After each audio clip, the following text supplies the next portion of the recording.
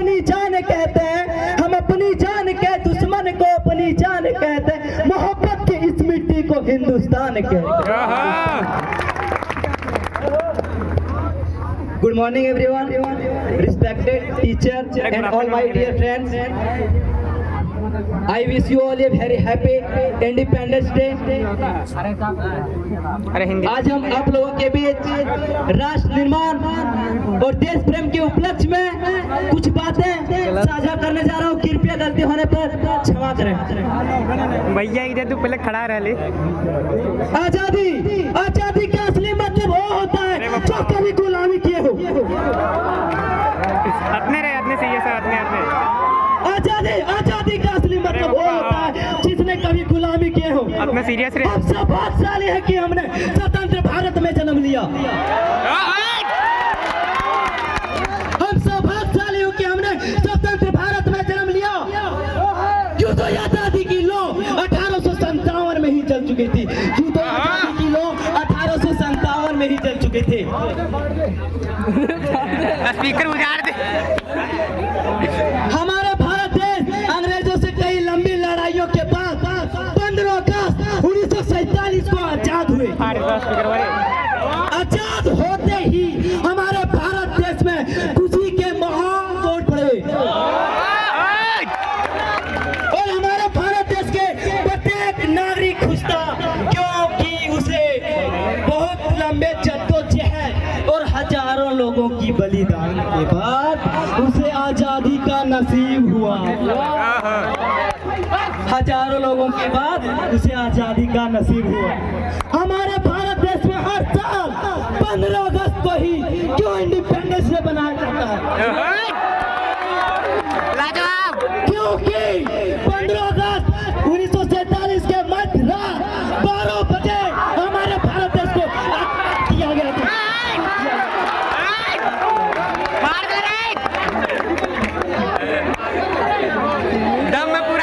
1757 पलासी युद्ध के समय ब्रिटिश सरकार ने राजनीतिक सत्ता जीत गए थे।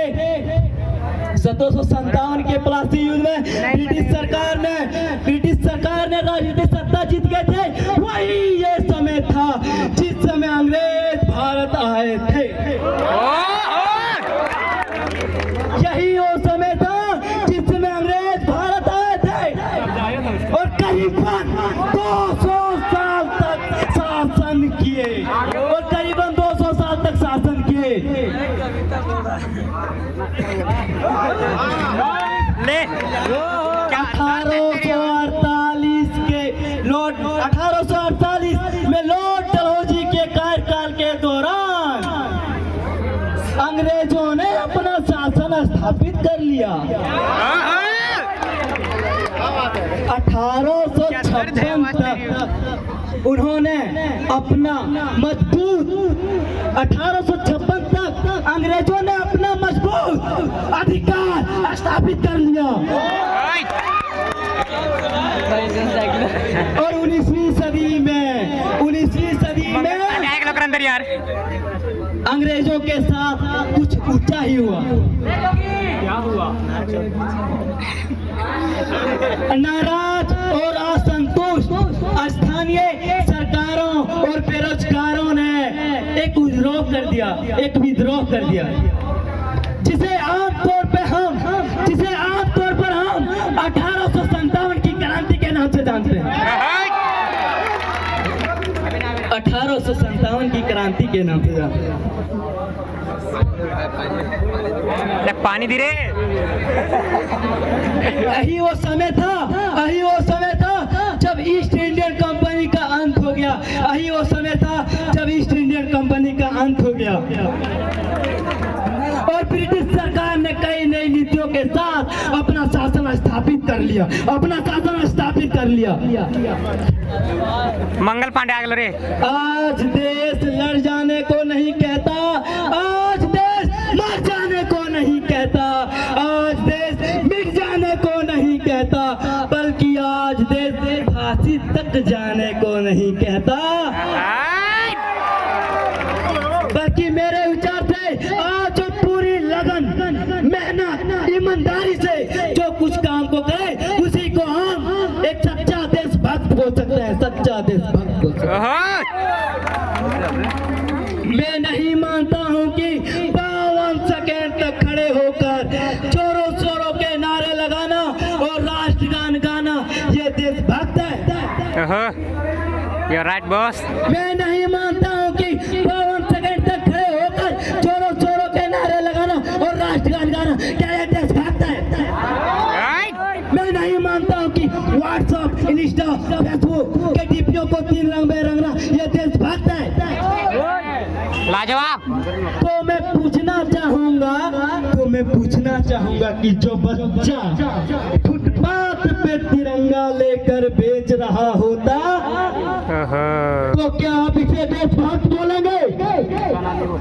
ना वो मंदिर को जानता, ना वो मस्जिद को जानता, ना वो मंदिर को जानता, ना वो मस्जिद को जानता।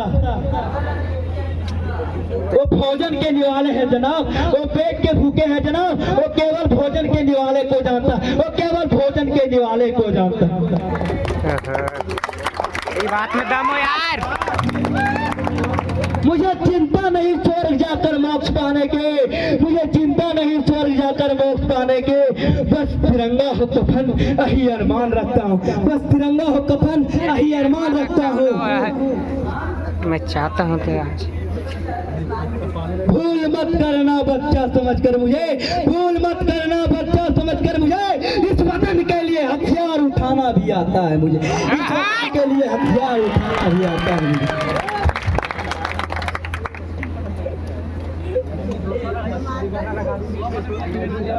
अरे लगा दी यार। मुझे चिंता नहीं स्वर्ग जाकर मोक्ष पाने की, मुझे चिंता नहीं स्वर्ग जाकर मोक्ष पाने की, बस तिरंगा हो कफन यही अरमान रखता हूँ, यही अरमान रखता हूँ। इतने कह के मैं अपनी वाणी को इनाम देता हूँ। जय हिंद, जय भारत, जय जवान, जय किसान।